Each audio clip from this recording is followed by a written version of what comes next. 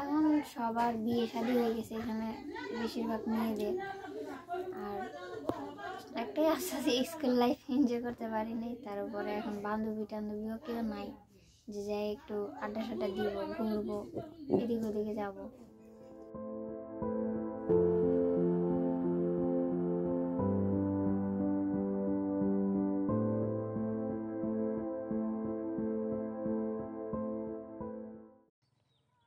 এই মাইয়ের বয়স মনে করেন যে শুরু নাইছি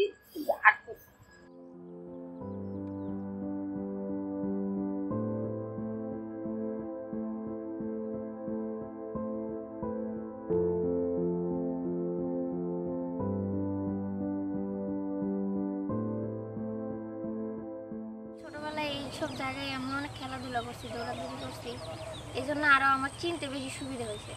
আর সব কিছু চেঞ্জ হয়ে গেল, আমাদের ঘর বাড়ি কিছুই চেঞ্জ হয়। অনেক মানুষের অনেক কিছু চেঞ্জ হয়ে গেছে, কিন্তু আমাদের ঘর বাড়িগুলো চেঞ্জ হয়। তিনটা সন্তানের আপনার আমার মা বাবা দিয়া পছন্দ লাগছে দেখিস তুমি কোনোদিন আমার তিনটা সন্তান দিয়ে তুমি করো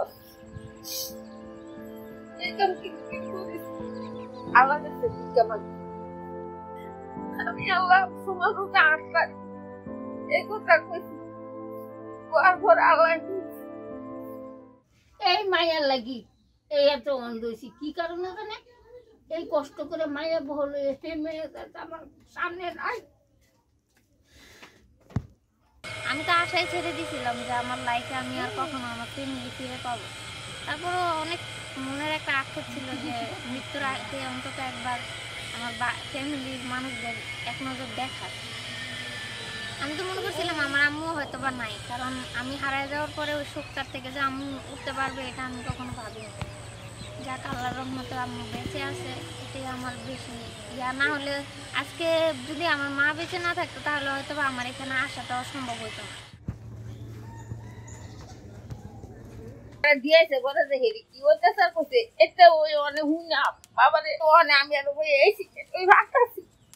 তো উনি কথায় কথায় মানে আমার গায়ে হাত তুলতো, টর্চার করতো। তো এই কারণে পরবর্তীতে মানে আমি একদিন মানে আর সহ্য করতে না পাইরা আম্মুর কাছে চলে আসবো বলে আমি ঘর থেকে বের হয়ে গেছি। বের হয়ে যাওয়ার পরে ওখানে হারায় যাই। আর আমার এতটুকু মনেও ছিল না যে মানে আমার গ্রাম কোথায়। আর এখন বের হয়ে গেছি যেহেতু আমি জানি যে ওনারা আমাকে এখন যদি আবার বাড়িতে ফিরে যাই, মানে বাসায় ফিরে যাই, তাহলে অনেক মারবে, অনেক টর্চার করবে। তো পরে এই ভয়ে আর বাড়িতে যাইনি। তো পরে ওইখান থেকে ওরা আমাকে নিয়ে যাওয়ার পরে ওখান থেকে আমাকে ডাইরেক্ট ইয়াতে পাঠিয়ে দিছিল, শরীয়তপুর আছে না, ওইখানে শরীয়তপুর পাঠিয়ে দেওয়ার পরে ওইখানে আমি প্রায় 2-3 বছর ছিলাম।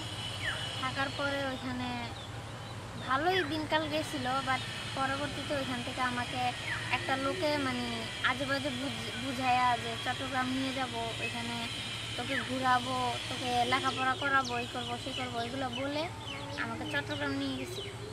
এই যে চট্টগ্রাম নিয়ে গেছে, এরপরেই আমার জীবনটা চট্টগ্রাম শহরে, এই ছোটো থেকে মানে এত বছর বড় হইলাম এই বাসায় ওই বাসায় থাইকা। যাই হোক, এখন একটা প্রবলেমের কারণে বাসা চেঞ্জ করতে হয়েছে, কিন্তু ছিলাম, মানুষ খাওয়াইছে পেটে ভাতে, কিন্তু কখনো মানে টাকা দিয়ে সাহায্য করে।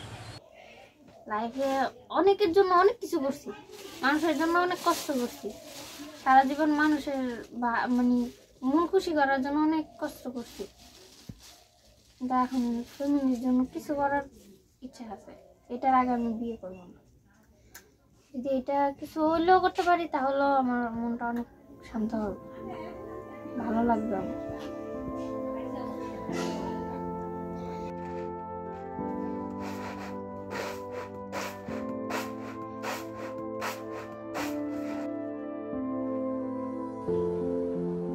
আমি যদিন চাই ওদিন আমি মাই আমি কোনো কাজ করার লাগে দিতাম না, কোনো দিকে যাইবার লাগে আমার কোলটা যতদিন ঠান্ডা না হইব ওদিন কি চেহারা আমার মায়ের আছে, আমি কষ্টে আমার যে কি চেহারা বসে আমার আমি জানি। আমার খুব ইচ্ছে ছিল ছোট থেকে যে আমি পড়ালেখা করব, আমারও মানে অন্যদের দেখলে আমারও খুব ইচ্ছে করতো তাদের মধ্যে একটা লাইফ, বাট আমার ওটা অনেক আছে কিন্তু বাইরের মতো কদিন থেকে এই রাখলে কয়ে দিছি পরে বইয়ে পড়ে এই যে কায়দায় নিয়ে দিছি আর বই আছে বই নিয়ে পড়ে। হ্যাঁ তো আমার কাছে মেট্রিক আসতেছি। কেন জানি না পড়ালেখার প্রতি আমার অনেক আগ্রহ ছিল। অনেকেই বলছিল যে তোকে পড়ালেখা করাবো, এই করবো সেই করবো, কেউ ওইটা আর করাই না পরে।